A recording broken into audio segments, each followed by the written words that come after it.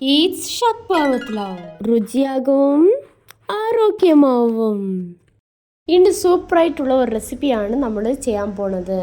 ഭയങ്കര ടേസ്റ്റിയാണ്. ഇത് മുംബൈയിലുള്ള ഒരു സ്ട്രീറ്റ് ഫുഡാണ്.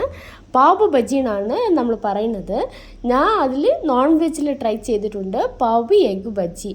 പാവ് എന്ന് പറഞ്ഞാൽ ബന്നാണ് പറയുന്നത്. ബജി എന്ന് പറഞ്ഞാൽ വെജിറ്റബിൾ ഗ്രേവിയാണ്. നമ്മുടെ നാട്ടിൽ ബജി എന്ന് പറഞ്ഞാൽ വാഴക്ക ബജി, പിന്നെ പഴംപൊരി ഇങ്ങനത്തെയാണ് പറയുന്നത്. ശരി, നമ്മൾ എങ്ങനെ ചെയ്യാമെന്ന് നോക്കാം. ആദ്യം ഒരു കടായി എടുത്തിട്ടുണ്ട്. അതിൽ വെളിച്ചെണ്ണ ഒഴിച്ചിട്ടുണ്ട്.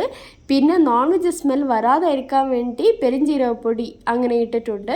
അങ്ങനെ ആ ചൂട് മാറിയ ശേഷം, ആ പച്ചവാസം പോയ ശേഷം ഒരു 2 സവാള ഞാൻ അരിഞ്ഞിട്ടിട്ടുണ്ട്. കുഞ്ഞുകുഞ്ഞുമായിട്ട് അരിഞ്ഞിട്ടിട്ടുണ്ട്. അതിനുശേഷം വെളുത്തുള്ളിയും ഇഞ്ചിയും നന്നായിട്ട് ചതച്ചിട്ട് ഒരു പേസ്റ്റ് ഇട്ടിട്ടുണ്ട്.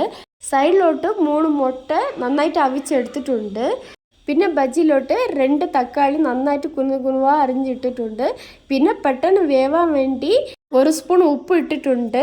പിന്നെ പച്ചമുളക് കുനുകുനുവായിട്ട് അരിഞ്ഞിട്ടിട്ടുണ്ട്. പിന്നെ കുറച്ച് മസാല പൗഡർ ആഡ് ചെയ്യണമല്ലേ.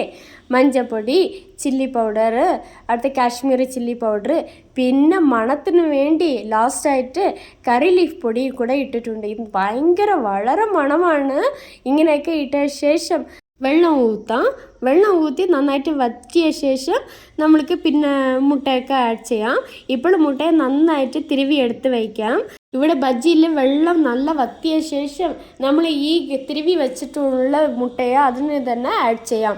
അങ്ങനെ ആഡ് ചെയ്ത് നന്നായിട്ട് മിക്സ് ചെയ്ത് കൊടുക്കുമ്പോൾ അതിലുള്ള പച്ച ടേസ്റ്റൊക്കെ പോകും. ആ നോൺ വെജ് സ്മെല്ലൊക്കെ പോകും. പിന്നെ അതിന് തന്നെ ഞാൻ കത്രിക്കോൽ കൊണ്ടാണ് ഞാൻ കൊത്തമല്ലി വെട്ടിയിട്ടുണ്ട്. ഇങ്ങനെ ചെറുതായിട്ട് നിങ്ങൾക്ക് നൈഫ് ഈസിയെങ്കിൽ നൈഫിൽ തന്നെ അരിഞ്ഞിടാം. പിന്നെ ലാസ്റ്റായിട്ട് സവാള ഇട്ട് ബജി റെഡി ആയിട്ടുണ്ട്. ഇനി പാവ് റെഡി ചെയ്യാൻ പോകാം. പാവ് സാധാരണ ദോശ തവയിൽ ബട്ടർ ഇട്ടിട്ട് അത് പിന്നെയും തിരുപ്പിയിട്ടാൽ നമ്മളുടെ പാവ് റെഡി ആയിട്ടുണ്ട്. ഇപ്പോൾ ഇതൊക്കെ നമ്മൾ പ്ലേറ്റിലോട്ട് മാറ്റി വയ്ക്കാം. പ്ലേറ്റിലോട്ട് മാറ്റി വയ്ക്കുമ്പോൾ ഇത് നന്നായിട്ട് കിടിലമായിട്ടുള്ള ടേസ്റ്റാണ്.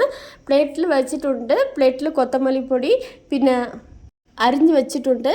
പിന്നെ സവാള, പിന്നെ ബജ്ജി, പിന്നെ പാവ്, ഇത്രയും നമ്മൾ വെച്ചിട്ടുണ്ട്. ഇത് എങ്ങനെ ടേസ്റ്റ് ചെയ്യണമെന്ന് ആദ്യം പാവ് എടുത്തിട്ട് പിന്നെ ഇത് കൊത്തമല്ലി, പിന്നെ സവാള, പിന്നെ ബജ്ജി ഇങ്ങനെ 3 ചേർത്ത് കഴിക്കുമ്പോൾ ഭയങ്കര വളരെ ടേസ്റ്റാണ്. നിങ്ങൾ ചെയ്ത് നോക്കിയിട്ട് എനിക്ക് മെസ്സേജിൽ പിൻ ചെയ്യണേ.